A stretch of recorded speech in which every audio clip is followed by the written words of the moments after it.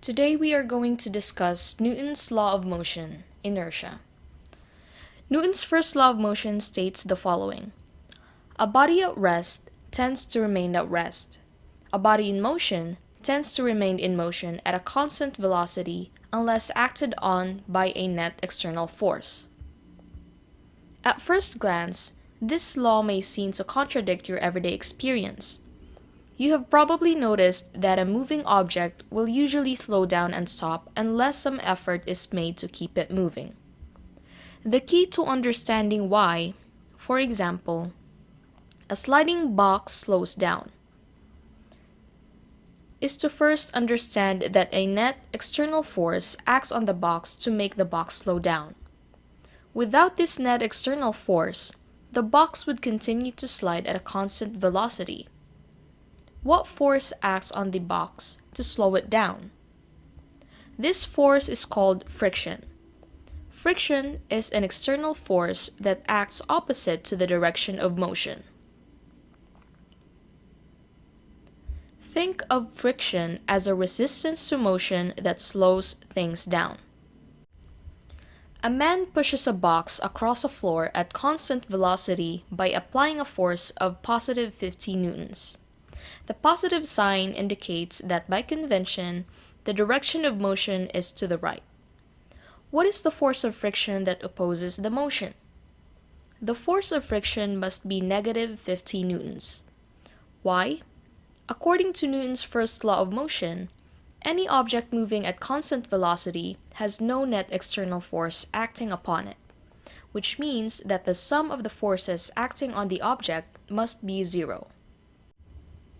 The mathematical way to say that no net external force acts on an object is net force is equal to zero, or the summation of forces is equal to zero.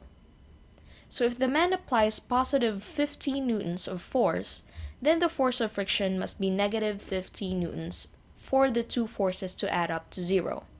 That is, for the two forces to cancel each other.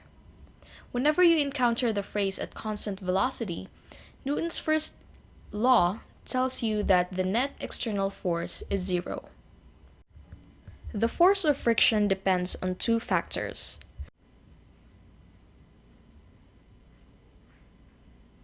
the coefficient of friction and the normal force.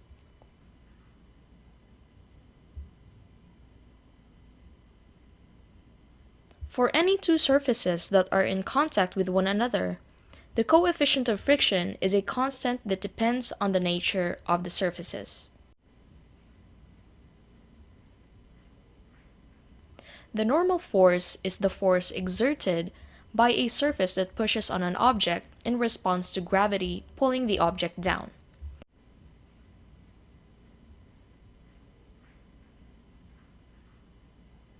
In equation form, the force of friction is F is equal to mu times N, where mu is the coefficient of friction and N is the normal force.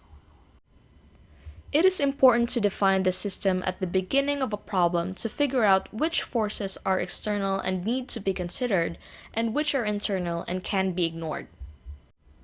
For example, in Figure A, two children push a third child in a wagon at a constant velocity.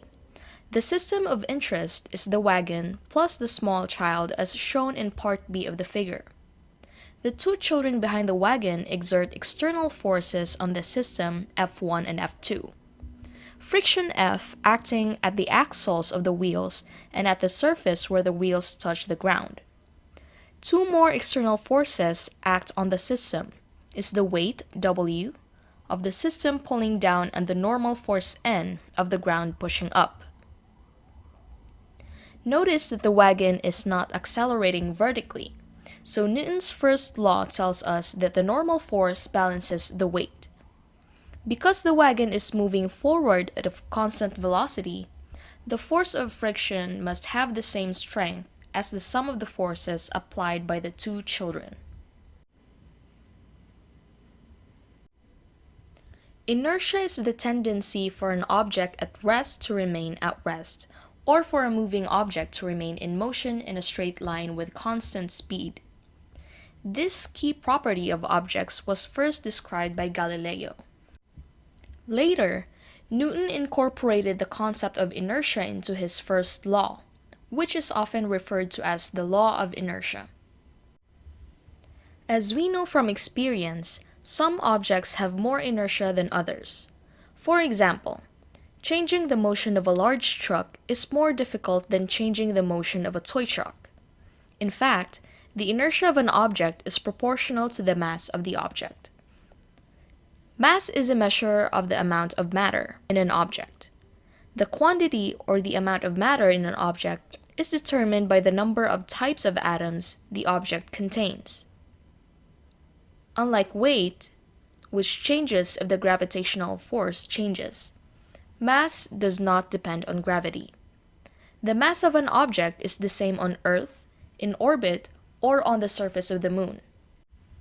In practice, it is very difficult to count and identify all of the atoms and molecules in an object, so mass is usually not determined this way. Instead, the mass of an object is determined by comparing it with a standard kilogram. Mass is therefore expressed in kilograms.